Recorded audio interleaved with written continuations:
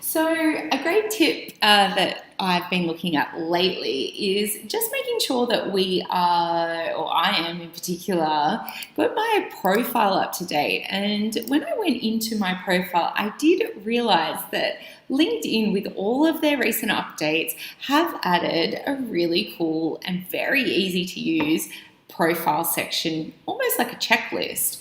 So once you click this add profile section button, you can kind of scroll through and see what features you're missing and what features you can add or work on. So if you just click this button, you can see here I actually don't have an intro, which I should update.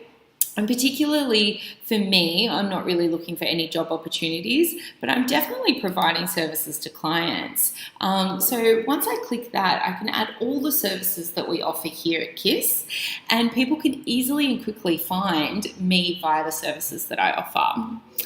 Another section that I think is really cool and probably forgotten about is the featured section. Now, I do have posts and articles that I've written here, but they're definitely probably out of date by now. So it's a good idea to add any posts or articles that you've published on LinkedIn, as well as links to your website content that is relevant to your audience.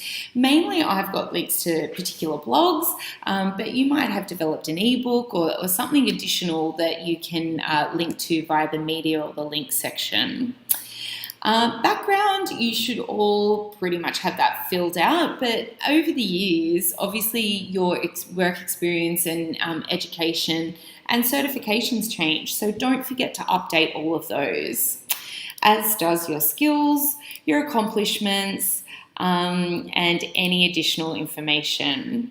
So that's just a little quick checklist, really made easier by LinkedIn, to update your LinkedIn profile quickly and easily.